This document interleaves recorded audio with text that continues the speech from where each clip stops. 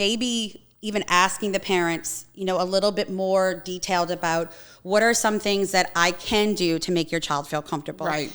In a previous job, I had a little girl who came in and she came behind the desk, and the children weren't supposed to be there, but when they walk in, I don't just shoo them up. I'm like, hi, how you doing? And, Right. and I just like, let's go back out here. Right. But this one child, I put my hand on her head and just rubbed it, because that's like a normal thing for us to go walk up to the kids and like, hey, buddy, how you doing?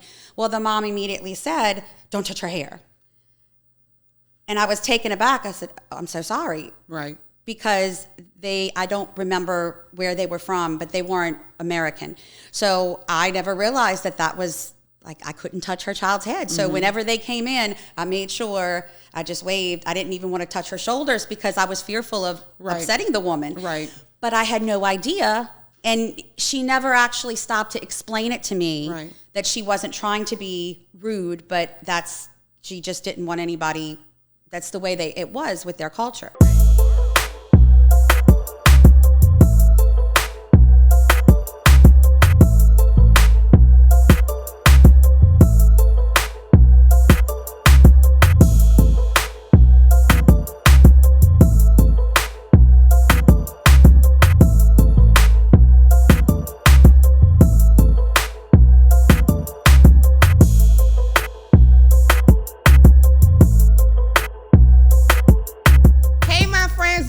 Coach Stacey B here with another episode of the Childcare Teacher Chronicles, where we talk about all things childcare, but specifically as it relates to the teachers. I am here recording another episode with Miss Melanie Montgomery. I am so excited to have her here as we talk about inclusivity and diversity.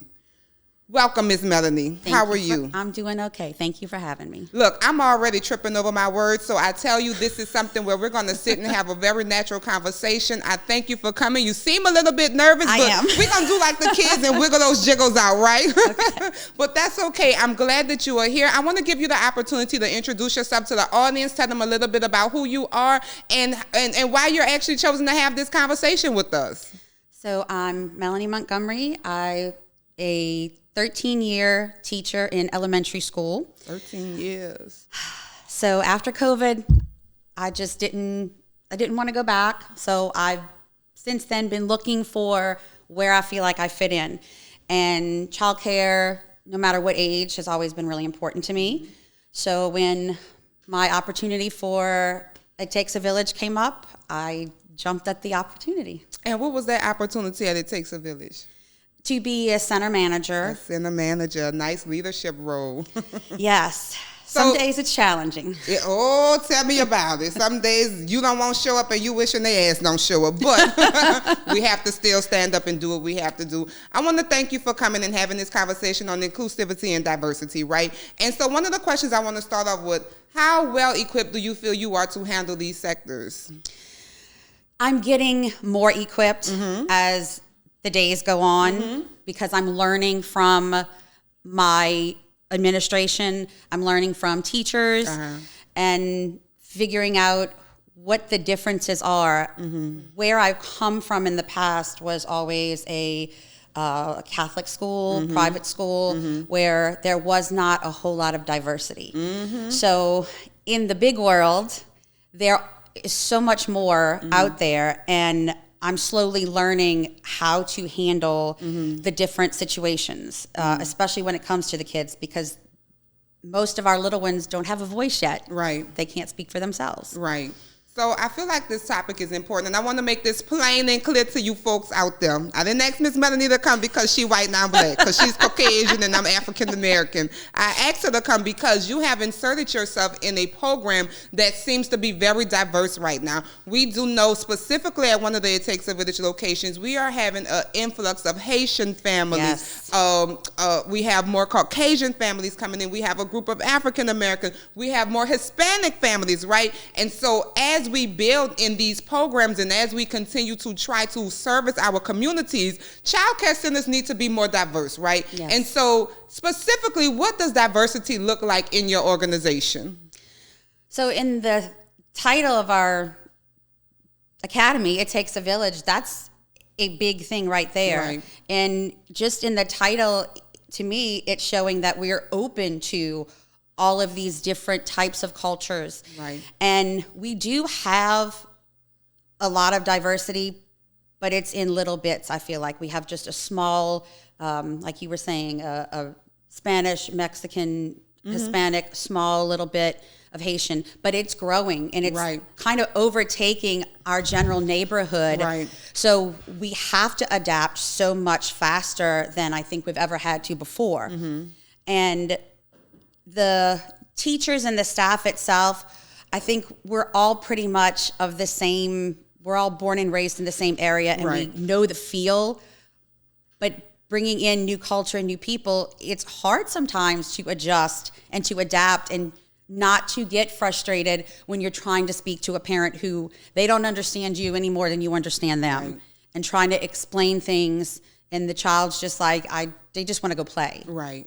The child just want to go play. So that brings me to something. Not a little while ago, I remember having a conversation. I coach some different childcare owners in different states, and I remember having a conversation with a childcare owner who was very, very frustrated, right? Because in her particular state, specifically her area, that's one of the areas, there's this big influx of immigrants crossing the borders now, right? And so what they do is they pile the immigrants up on the bus, and then they drop them off somewhere, and then now this state has to provide resources, medical care, housing, food stamps, financial support, right? And even childcare.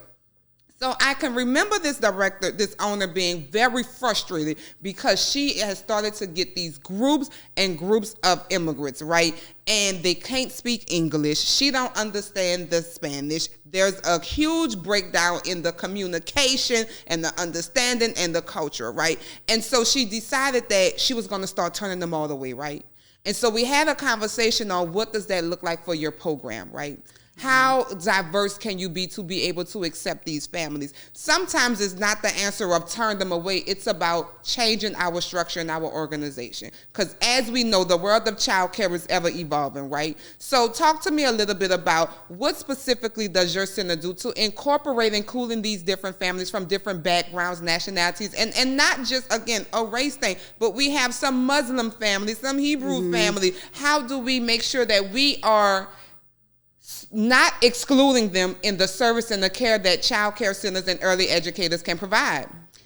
So I know for our center, which is right now my only real experience in this at this time, is we don't turn anyone away. Okay. We take everybody and we use the Google Translator as best we can. If there is someone, we ask them, is there someone around you that can speak English that we can easier translate, because I do find that it does help a little bit better than just the button on the phone. And we do have some children who, because of the way we cook food here and the foods that we eat, their children don't like those foods or struggle to eat them. And I have approached the parents and said, can you tell us what they eat at home? So maybe that's something that our cook can incorporate into the food, or maybe not put certain seasonings or spices if they just don't eat something bland for their diet, then just give them something more plain. That way they feel like they can eat, because some of them don't eat. They eat the fruit, but that's all they eat. So that brings me to my next talking point, policies and practices. So specifically, I know that in order for us to keep up with, no child care center wants to not survive, right? But if we're having a group of diverse families that's coming in with different cultural backgrounds and different languages and different barriers, we need to be able to adapt and be able to speak their language. We need to be able to make the child come in and feel welcomed and comfortable. A lot of times the parents who can't speak our language, they're taking a gamble and a risk bringing their children to us, right?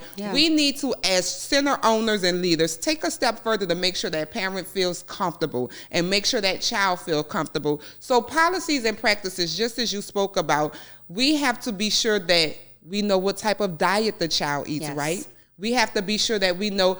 For us, a hug may be maybe something, a line of affection for us, but as you say, offensive to them. So tell me some of the policies and practices that you have seen put in place or you think should be put in place to help foster building better relationships with people of different backgrounds? I would like to see it. I know it's not always easy to find someone who speaks all of these languages, but even maybe a teacher who's willing to learn Spanish, right, or Haitian or right. French, right. You know, something that will make those new families feel more welcome. And we do, like, for instance, if it would be like Donuts with Dad or Lemonade Day, which we recently had, that gives the parents the opportunity to come out and mingle with each other, and they can meet, and maybe they'll hit it off with each other because they make that connection of, oh, I didn't know that there was another child here with the same background or even from the same city or town. So then they have that immediate connection, and then maybe that works for them. Also, maybe even asking the parents, you know, a little bit more detailed about what are some things that I can do to make your child feel comfortable. Right. In a previous job, I had a little girl who came in, and she came behind the desk, and the children weren't supposed to be there, but when they walk in, I don't just shoo them up. I'm like, hi, how you doing? And, you know, and I just like, let's go back out here. Right. But this one child, I put my hand on her head and just rubbed it, because that's like a normal thing for us to go walk up to the kids and like, hey, buddy, how you doing? Well, the mom immediately said, don't touch her hair. And I was taken aback. I said, I'm so sorry. Right. Because I don't remember where they were from, but they weren't American. So I never realized that was, like, I couldn't touch her child's head. So whenever they came in, I made sure I just waved. I didn't even want to touch her shoulders because I was fearful of upsetting the woman. Right. But I had no idea. And she never actually stopped to explain it to me that she wasn't trying to be rude, but she just didn't want anybody. That's the way it was with their culture. So even if the parent, or if we can ask, because a lot of times the parents don't want to initiate anything, I think, because they're maybe not sure how we're going to react to it. Right. And we have had times where you do have some parents that ask some really strange things. Right. And it's like, well, I cannot accommodate that by law. I cannot do that. So that's just going to have to. Yeah, that's just the way. I can't make your child kneel on rice. I'm sorry. That's just that can't happen when they misbehave. So you can come take them home and have them do that. Right. But by asking those questions and just communicating the best we can with the parents, I think allows them to feel like their child's safer. And when they pick up their child, if their child is smiling, then that should be, I feel, an indication to the parent that they had a good day, or there was nothing bad going on. They're not leaving crying and sobbing with a wet diaper. They're happy, they're smiling, and they're ready to go home and ready to come in the next day when they come running in and happy to see everybody. So a lot of things that you just spoke about kind of falls kind of at the top of the chain for me when we talk about like leadership and ownership and management in the child care centers, right? But as far as when these children come in from these different backgrounds and these different diversities, how are we ensuring that each teacher is equipped to be inclusive with these children? You know, one thing that we don't like is when we have a class and things are going along well, and then you turn around and you look, someone is sitting off to the side, right? Or a child isn't really engaged, right? So, and it may be as simple as they don't understand the verbiage, they don't see anything that feels familiar. So talk to me about some professional developments that you feel or you have implemented within your organization that helps to include children in these situations, that allows the teachers to know we have to make sure that we are reaching each child in our class. And in order for us to do that, we need to further educate ourselves. So tell me something about those type of professional developments. We definitely need them. I don't think at this point, with the influx of people, the teachers at our center, or even myself, have enough experience. I mean, I don't think you can ever have enough experience with something. But at this point, I do have some students that come in, and even on the autistic spectrum.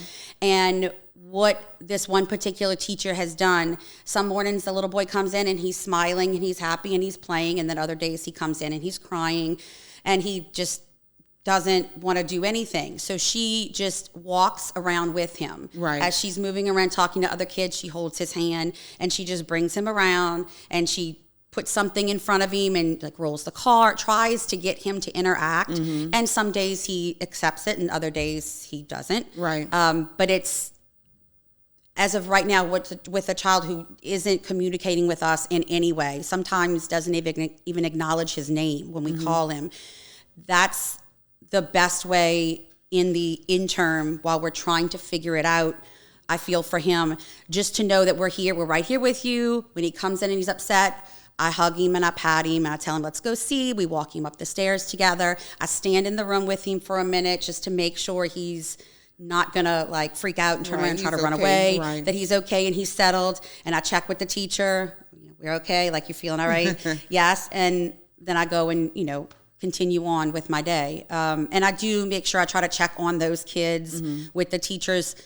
Also just, is he having okay? Do I need to come, grab him for a little bit? And some of our anxiety kids, there's really no reason why they sort of, what sets them off that you can tell, but they get all upset and they get a little aggravated and agitated. So I always tell the teachers, call me so I can come and help you. I can just remove the child. We can talk. We can calm them down. So when they come back to class, these our little special friends that don't understand, aren't seeing that child screaming, because it kind of tends to make them more anxious.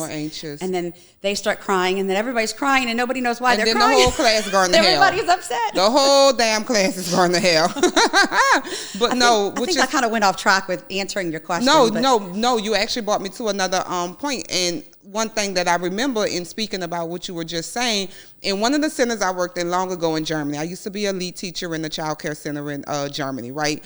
And we had one child in this 2-year-old classroom, a Hispanic boy. And man, when I tell you, he used to tear them damn kids up. I mean, he would maul faces, he would bite them, he would punch.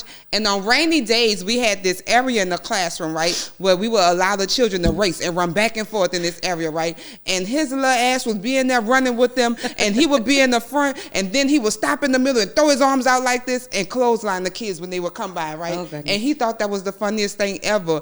And we couldn't figure out why he was so aggressive and loved the violence, right? In having communication with his family, who spoke primarily Spanish at home, hardly no English, we realized that was his way of feeling like he was able to get to the children or get back to the children, because he didn't feel like he fit in with them, even at 2 years old, right? He couldn't communicate with them. He knew he wasn't understood. And so when he would do things like that would get attention from the children as well as the teachers, right? So it kind of goes back to us saying those professional developments are needed, so that, and I think what you said was a great idea. Maybe child care centers need to invest in bringing, even if there's a Ready for Spanish curriculum, we've had it before and we've implemented it. And I must be honest, as teachers has changed and time has gone on, we have not stuck to that type of curriculum, but it has been very beneficial in the past. Investing in the teachers or investing in programs that allow them to broaden their horizons and be more diverse, right? So I want to talk a little bit more about the community impact and the community engagement, right? You talked about Donuts with Dad and Lemonade Day. What are some things that you think could bring those different diverse cultural backgrounds into the centers and help them feel comfortable? I know there's Cinco de Mayo. We have some, families who are Rastafarians, some Hebrews, some Jews. There are all kind of different things that we want to make sure that when we're having these gatherings, we don't leave anybody out. So how do you think we impact the community when we are open and diverse? So I think that definitely makes the community or the families that are coming to us more comfortable, and it shows them that we are trying to reach out and learn something. And I know with our center in particular, we don't, at least during the daytime, food can't be brought in, we have to make it. But the weekend stuff, if we even do like a Cinco de Mayo day, I know our the Lemonade Day and the Cinco de Mayo coincided this year. Right. But even on a day where we asked a Haitian parent to say, hey, would you like to come in this Saturday, or we can have a table outside, and give them sort of the experience and invite the families to come learn about this. And even if it's not food, if it's just a table set up with like an artifact or a pictures or something that feels familiar. That way we can have the kids come around and the parent can just give like a little talk and like, you know, this is where I come from. This is what we wear, things like that. And if the children are exposed to anything, it sets the tone for their, I lost my train of thought. That's okay. Sorry. For their future learning. Yeah. So when you're showing them this and just exposure to things, I think is very important. Exposure. And I feel like a lot of our kids, because people, parents, communities are afraid to branch out and to learn something different, or because of the way things are in our culture right now, they get scared of who's going to think and what's going to happen to me if I say I'm Jewish, Catholic, you know, or gay, lesbian, any of those things. And because they don't know what that reaction is going to be, they just hold it back and go along with the flow. Well, that brings me to my next point. So as we try to work on cultivating these different things to integrate in the childcare sector in early education, there are bound to be misunderstandings, right, and confrontations, right? So how do we work towards making sure, or have you ever had an incident where you were trying to be expressive or trying to help a family and the shit just went left? Like it just went way wrong, right? Yes. And you realize that what we think was appropriate or what we think that we should insert and do is totally opposite when it comes to different backgrounds and cultures. So I recently had an interaction with a parent, and I'll use a different name, just in case. As you should. But don't get my shit shut down. The child was coming down the stairs, and the teacher handed the child off to me. So I took the child's hand and walked to the door, and I was getting ready to walk the child out the door, but the sister happened to stop right at the doorway. So I said, here's Monet, as here is the child. Right. And apparently that was taken as like, here's your kid kind of thing. Oh, like take your damn child. Yeah, like it was, and that there were several other teachers standing around me, so nobody thought anything because that they all understood what you were saying. What I was saying, and I just sort of like, I dropped his hand because I thought the sister may like grab his hand, and she didn't. She just sort of let his hand drop. And this is a close to 3-year-old, so the mom came back in center and started fussing and hollering about how I didn't care about her child, and he is 2 years old, and I was so rude to just drop his hand and say, here he is. And I didn't really even know what to say because what the fuck she wanted you to do? Well, I mean, I just was taken back because I'm thinking, I just handed your kid off. I'm lost like too. We sort of do this all the time, right?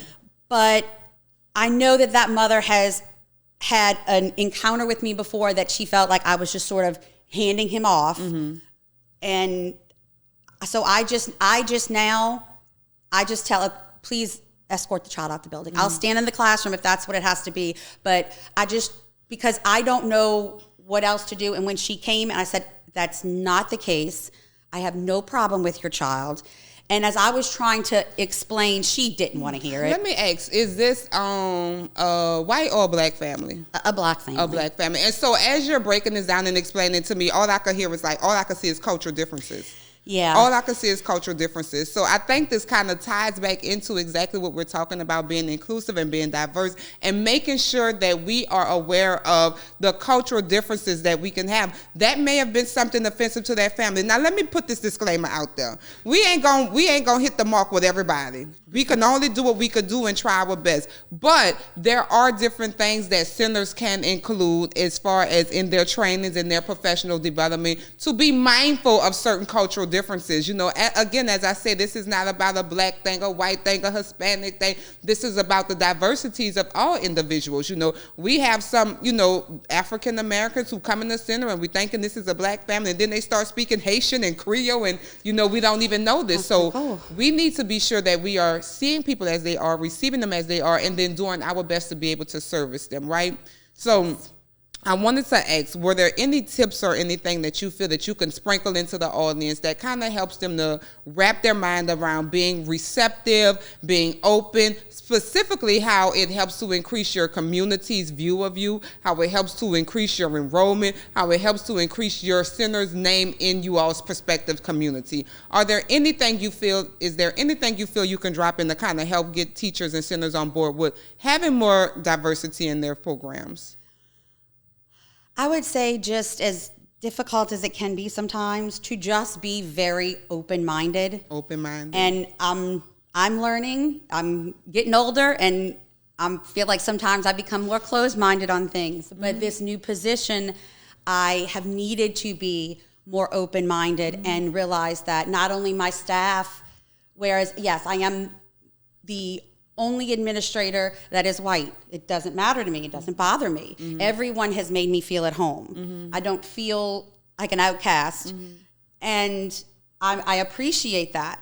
Whereas some of the families coming in or some of the other teachers in the beginning didn't quite take it that way. Right. Because they were used to not having, I guess, a little white lady telling them what to do. I mean, I don't know that that's the case. Right, but it could be. But it could be. Which goes back to why these trainings and professional developments on diversity is needed. Yeah, so, I mean, if anything, just be as open-minded as you can and just realize that everybody has their differences, whether it be big or small, and I'm slowly getting to where I'm realizing, like with my staff and certain children, where their point is or what needs to be done or said to get them to like come on board. Right. And sometimes, us grown-ups can be like children sometimes. Right. You have to figure out just what to say to us to be like, oh, yeah. Right. Yeah, oh, I agree. Yeah, let's go ahead and do that. Right. Even when we have our mind set on something else. Yeah. And